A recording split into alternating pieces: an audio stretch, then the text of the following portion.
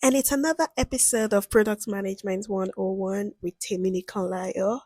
And a while back, I made a video explaining what a PRD is, the theory, the sections, and why it matters. And I actually got a comment. I think the person just watched the video, and the person said that, how is she going to now write one? Like, she wants to see me write one.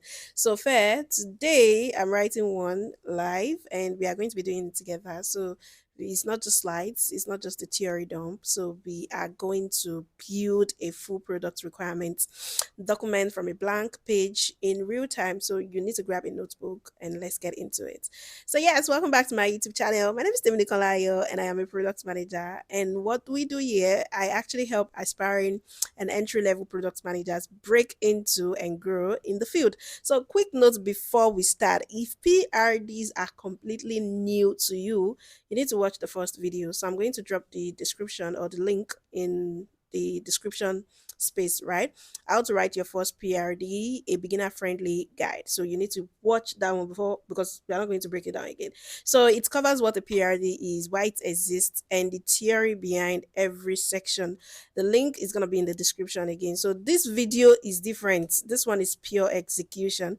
So if you've ever read about product requirement documents and thought, okay, but I still don't know how to actually write one, this is for you. So let's build it together. So today's products or probably the feature we are going to be using is an expense tracker for freelancers and side hustlers.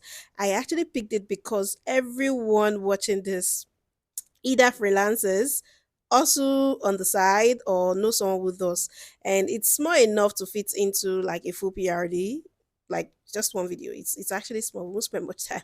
So I'm going to drop the template in the description so you can follow along or maybe steal it entirely. So let's go, let's get into it.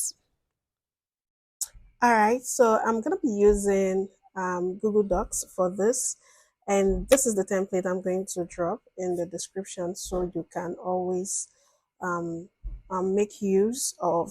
And so this is it, and this is just what it looks like: product requirement documents.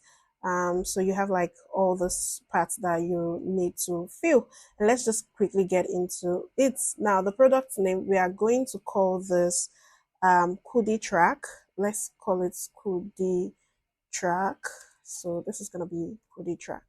And let's just skip this part really. You know the name that you want to put there.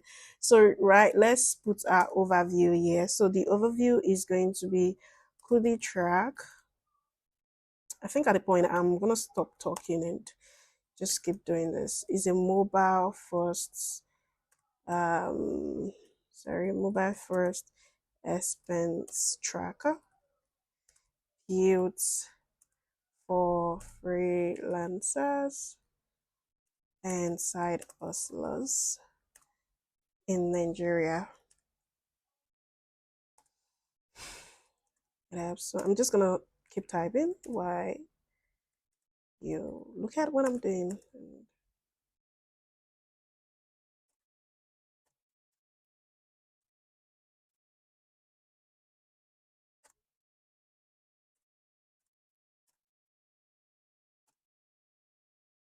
And there you have it. So that is the overview. So that's just it's 3 sentences. If your overview is longer than 3 sentences, you don't understand what you're getting yet. So you need to go and think about it more. So you notice what I did. I named the users, I named the core value, and I named the specific outcome. So if your overview doesn't do those 3 things, rewrite it before you move on. Now, so let's quickly move to the problem statements. So problem statement is this is where most product managers mess up. They describe a solution and call it a problem. So a problem statement is about the user's pain, not your product idea. So if you can't describe the problem without mentioning or stating your solution, you haven't understood the problem yet. So let's just go into the problem statement. So what are we going to have here? Sorry, I need to write my problem statements.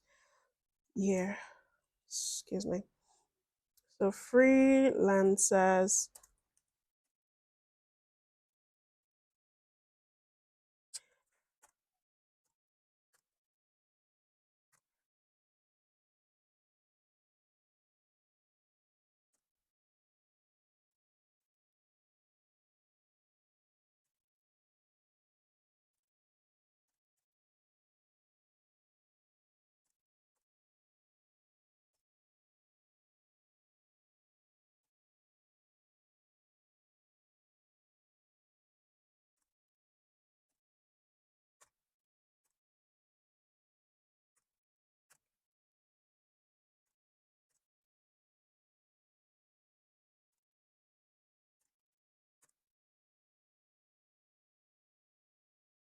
And there you have it. So that is the problem statements. See what we actually did here. It did not say, so we are building an app. I said, this is how bad it is right now. The reader should finish that paragraph and think, okay, yeah, someone should fix this, right? And one pro tip is if you can quote a real user in your problem statements, even if it is just to paraphrase, you can do it. Something like, I stopped tracking my expenses 3 months ago because I couldn't keep up. You see, that single line makes the problem feel real. In a real PRD, you pull that quote from user interviews. So I hope you understand. Now, the third part is the target users. So who exactly is this for? Not everyone. It's never everyone. So there are people that this particular product should be for. Now, let's look at the target users. I'm just going to type it and you just see what I'm doing. So we have primary.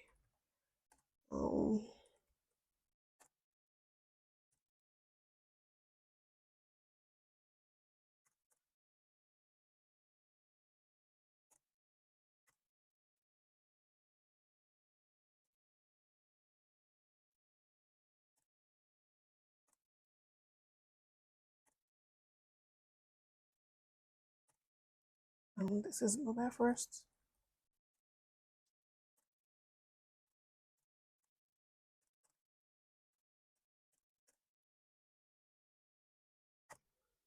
Now the secondary is gonna be, let's type the secondary. So it's gonna be side hustlers. Sorry.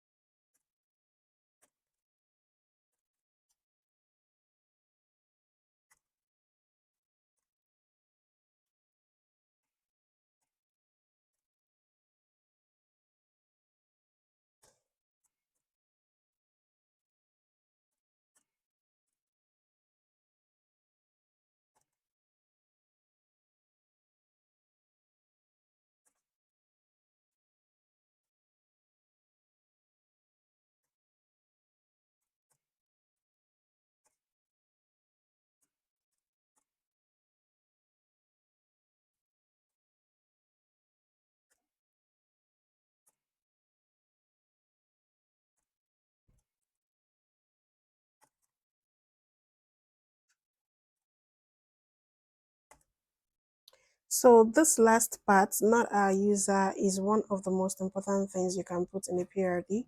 It tells your team who to ignore when scope creep starts. And the truth is definitely it will. So let's just go to the other section, which is the goals and success metrics.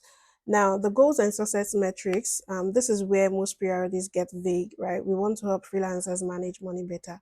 What does that mean? How would you know if you succeeded? So every goal needs a measurable success metric. If you can't measure it, it's not a goal, it's a wish. So let's just get into it. So let me take this part out. So goal one, it sounded like go on. Okay, radios.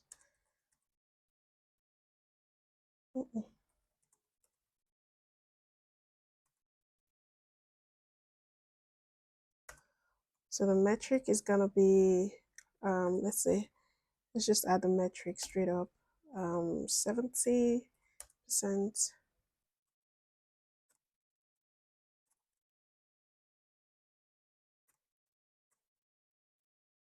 So that's the first goal.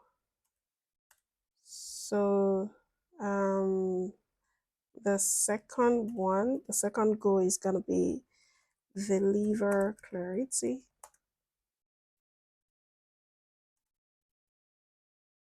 And what's gonna be our metric? Our metric is 60%. Let me see.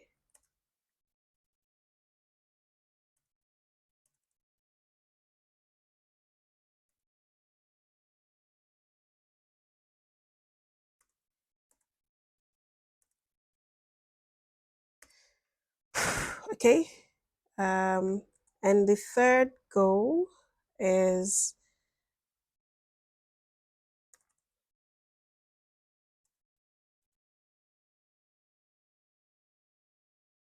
And what's gonna be our metric? Our metric is, let's see.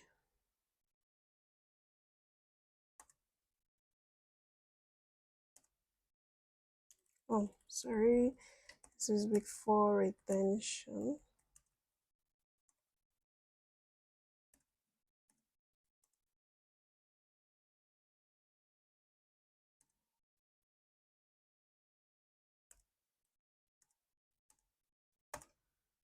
And let's move to the North Star metric.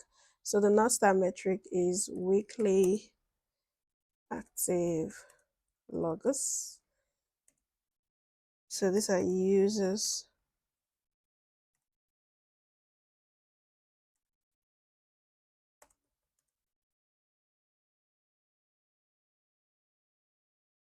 Let's say 7 days.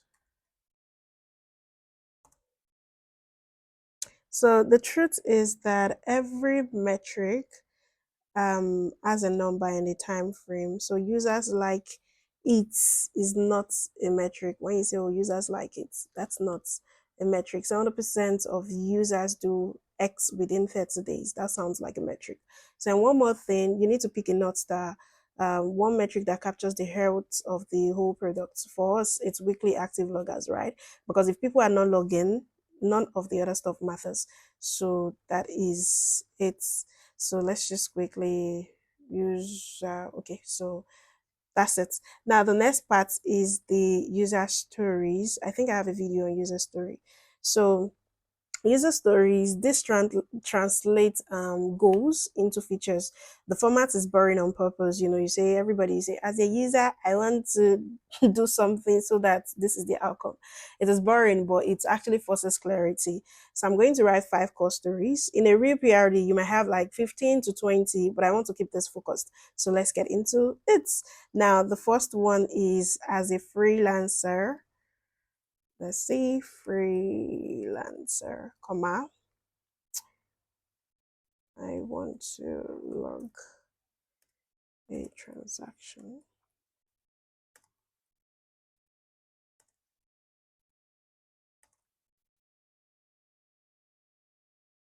In under 15 seconds.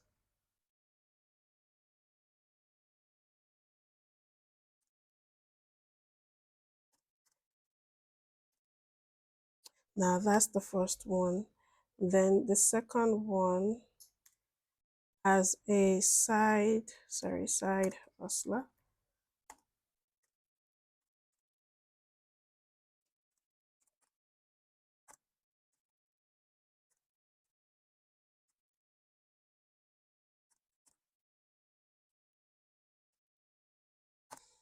So that's the second one. And the third one is as a user, comma,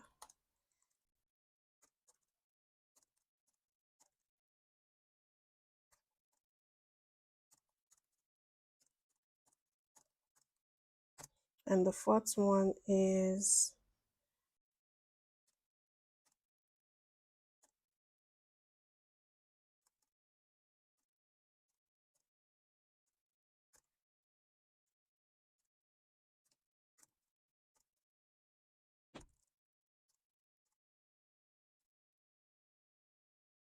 and the last one is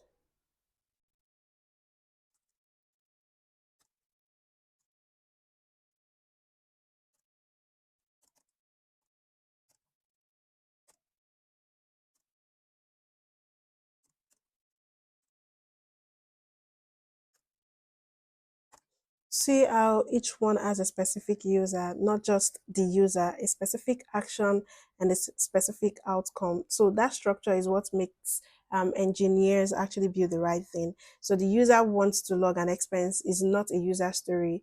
As a freelancer earning in multiple currencies, I want to log a USD payment in USD, but see the total in Naira so that I have one honest picture of my finances.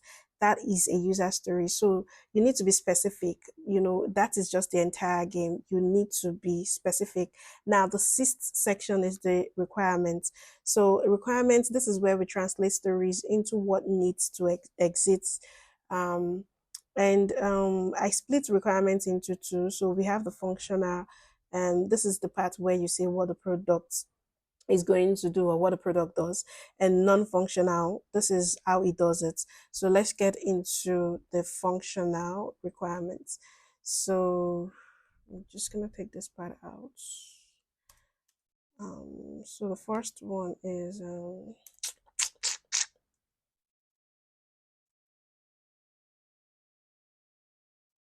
sorry,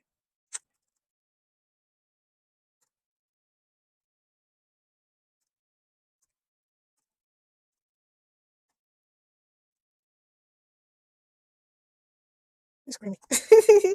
Then the second one,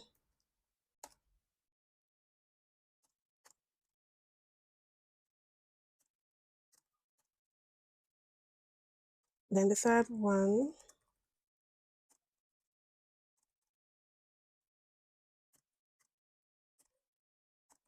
then the fourth one,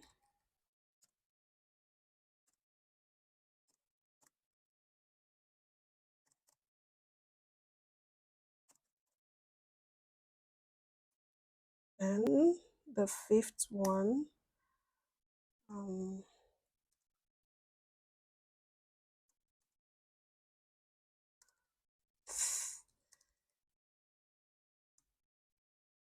trying to rush this. Then the sixth one,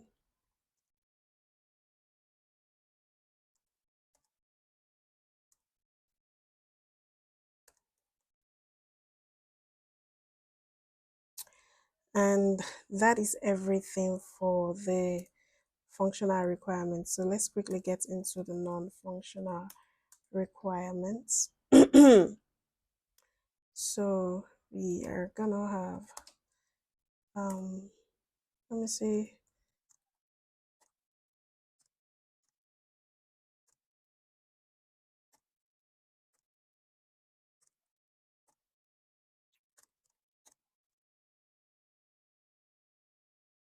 Next one.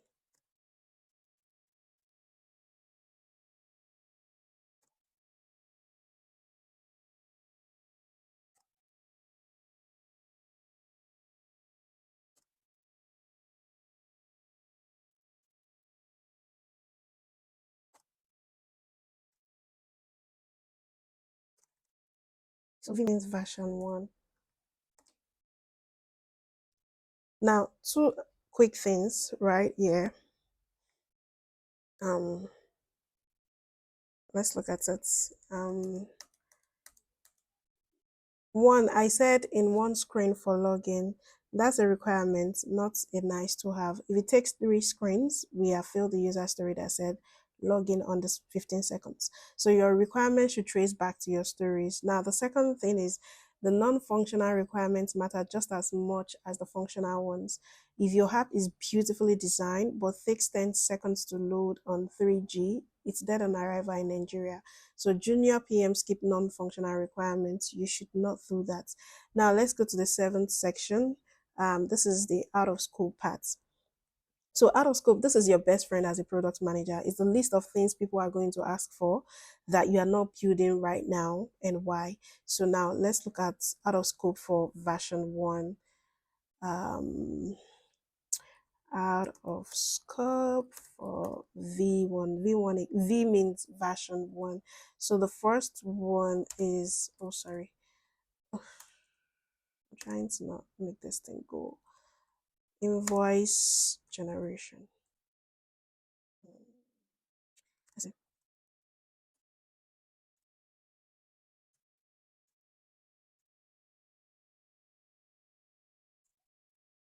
So the next one is bank sync.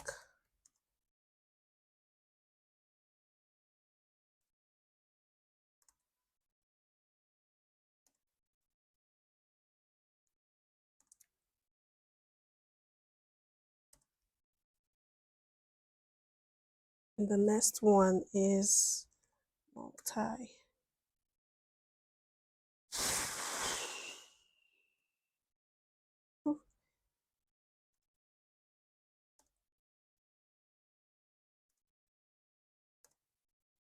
Then the next one is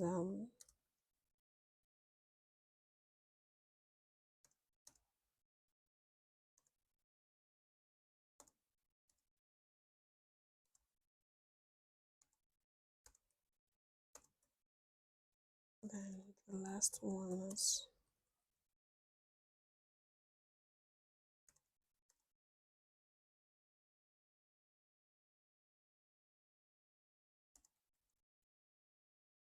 so every one of this is a valid future feature.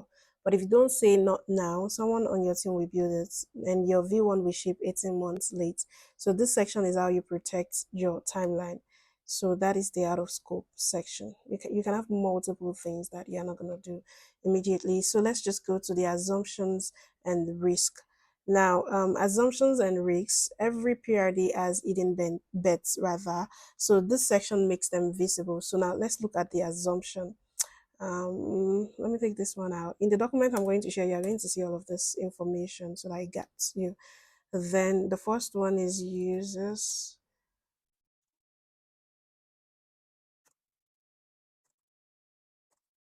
Oh, sorry, it's got like bigger. What are you typing? Then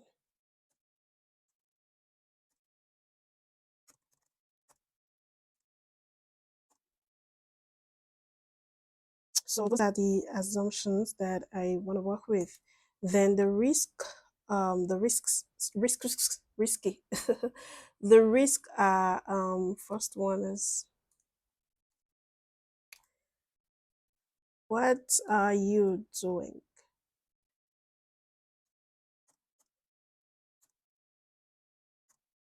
So yeah,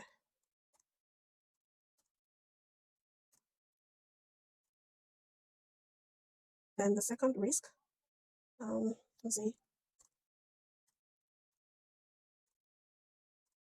what do you do?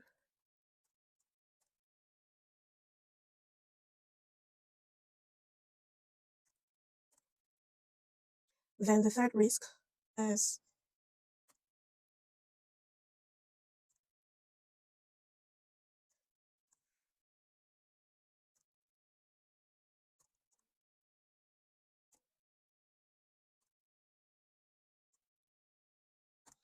so assumptions are what you believe to be true but haven't proven. Risks are what could kill the product if you are wrong. So every senior product manager I've worked with write this down, um, the way that when they come back to that document, they understand. So it is explicit. Junior product managers, they actually skip this section and it always come back to bite them. So it always comes to like bite them. And now the last part is open section. Is it the last part? No. Well, yeah. So open questions. So the open questions. This is the final section. Open questions. So this is the section that separates good product managers from great ones. It's the list of things you don't know yet and need to figure out. So now let's look at open question number one. I'm gonna do by Horizon. Then the next one is,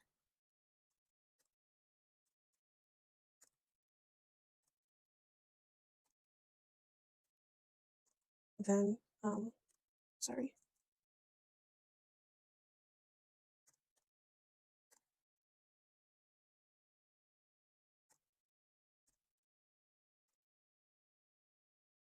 Then the next one is,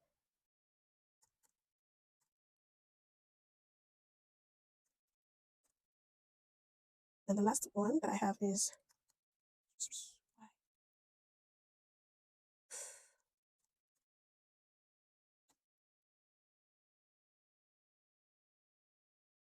and those are your open questions. A PRD with no open questions is either a boring product or a PM lying to themselves. So write down what you don't know, bring it to your team, get answers before you build. And so that is it. Let's get back into it. And that is it. We just wrote a complete PRD live. As you can see, it's live for a real buildable product. I mean, this is something that all of you people are doing, also you people are doing 10 jobs. You are doing 10 jobs. That's why other people are not getting jobs. But yeah. So three quick things before you take this template around. The first one is a PRD is a living document. You update it as you learn, you version it, you date it, and don't be precious about it. Version it in the sense that if there is a new input, you can just do version 1.1. Just like your applications, if you check your WhatsApp, it's like version something something. So you can also do that for your PRD. And the second thing is share it early, not when it is perfect. Get your designer, your engineering lead, and one stakeholder to read it before you finalize. Their feedback in version is zero point 0.5 is worth more than your polish version 1.1. So always just share it, let them see, let them read it, and let them give you their feedback. The third thing is the PRD is not the point, the product is the point. Don't fall in love with the document, fall in love with the problem you are solving. So if this landed, kindly do me a favor, drop a comment telling me what your product is going to look like with the PRD that you want to write, or probably you just want to write a new PRD. So you can just tell me what you want to do. Are you already writing one? Do you just want to start a new one? I read every comment and I actually do respond.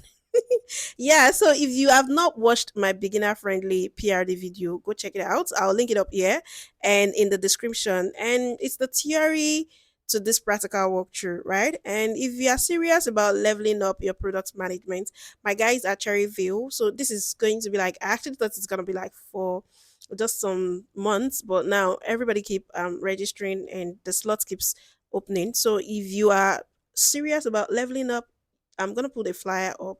I think probably I'm gonna put something up so that you can just reach out to them and they are going to put you in the is it wait list now. And yeah, so we cover PRDs, roadmaps, discovery, stakeholder management, and everything you need to know about product requirements. Documents. Don't forget to subscribe, like, drop a comment, share with your guys, let them come on board. Let us talk about product management. I'm gonna see you in the next video, and until then, bye. And that was an exciting one. I can't wait to talk to you guys the next time we see. Be safe and ensure that you do something valuable this week. Bye.